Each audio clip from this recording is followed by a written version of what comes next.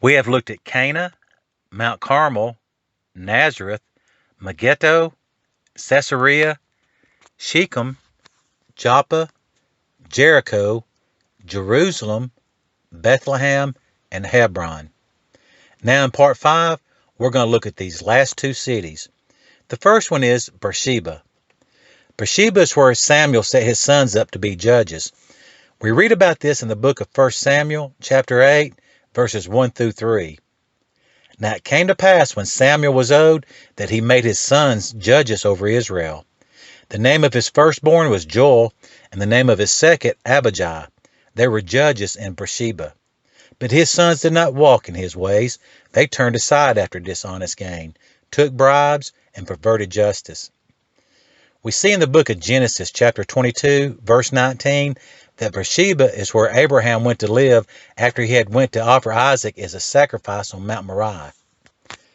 So Abraham returned to his young men, and they rose and went together to Beersheba, and Abraham dwelt at Beersheba. We also see in the book of Genesis, chapter 26, verses 23 and 24, that God also appeared to Isaac there in Beersheba. Then he went up from there to Beersheba, and the Lord appeared to him the same night and said, I am the God of your father Abraham. Do not fear, for I am with you. I will bless you and multiply your descendants for my servant Abraham's sake. When King Ahab told his wife Jezebel about what Elijah had done on Mount Carmel, she said she was going to kill him. Beersheba is where Elijah fled to get away from Jezebel.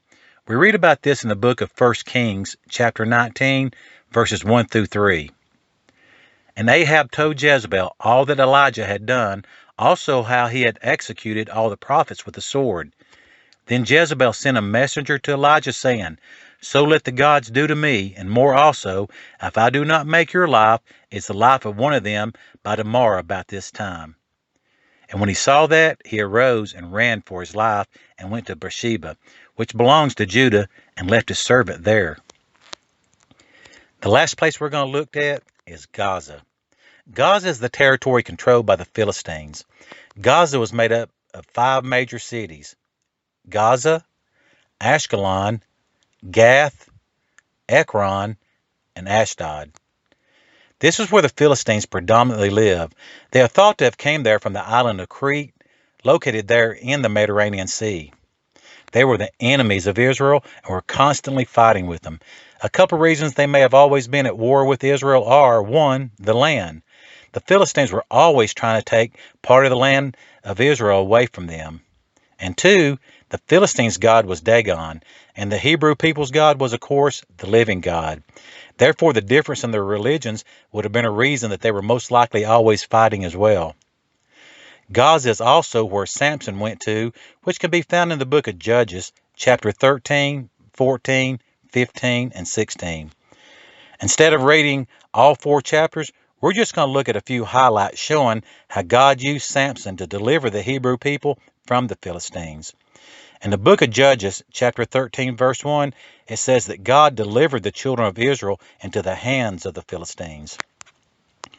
Again, the children of Israel did evil in the sight of the Lord, and the Lord delivered them into the hand of the Philistines for 40 years. God appears to Samson's mother and tells her that she's going to have a son and that he will deliver the children of Israel from the Philistines. We read about this in the book of Judges, chapter 13, verse 5. For behold, you shall conceive and bear a son, and no razor shall come upon his head. For the child shall be a Nazarite to God from the womb, and he shall begin to deliver Israel out of the hand of the Philistines. We see in the book of Judges, chapter 14, 1 through 4, that Samson goes down to the city of Timnah in Gaza. Now Samson went down to Timnah and saw a woman in Timnah of the daughters of the Philistines. So he went up and told his father and mother, saying, I have seen a woman in Timnah of the daughters of Philistines. Now therefore get her from me as a wife. Then his father and mother said to him, Is there no woman among the daughters of your brethren, or among all my people, that you must go and get a wife from the uncircumcised Philistines? And Samson said to his father, Get her from me, for she pleases me well. But his father and mother did not know that it was of the Lord, that he was seeking an occasion to move against the Philistines. For at that time, the Philistines had dominion over Israel.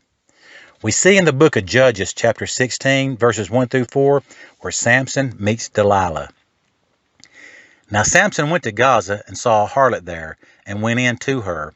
When the Gazites were told, Samson has come here, they surrounded the place and lay in wait for him all night at the gate of the city. They were quiet all night, saying, in the morning, when it is daylight, we will kill him. And Samson laid low till midnight. Then he rose at midnight, took hold of the doors of the gate of the city and the 2 gateposts, pulled them up, bar and all, put them on his shoulders, and carried them to the top of the hill that faces Hebron. Afterward it happened that he loved a woman in the valley of Sorek, whose name was Delilah. The Philistines offered Delilah a lot of money to find out where Samson's strength came from, and after several tries she finally gets Samson to tell her, and after his hair is cut off, the Spirit of God leaves him, and the Philistines come and take him as a prisoner. We read about this in the book of Judges, chapter 16, verses 21 and 22. Then the Philistines took him and put out his eyes, and brought him down to Gaza. They bound him with bronze fetters, and he became a grinder in the prison. However, the hair of his head began to grow again after it had been shaven. The Philistines gathered together to offer a great sacrifice to Dagon, their god, suggesting that Dagon had delivered Samson to them. There were over 3,000 men and women up on a balcony watching Samson grind at the mill. Samson asked God to give him his strength back so that he could get vengeance for the Philistines plucking out his eyes. God gives him his strength back, and Samson pushes the 2 pillars apart that was supporting that balcony, and the scripture says that he killed more Philistines that day than he had killed his whole life. Samson died with those Philistines.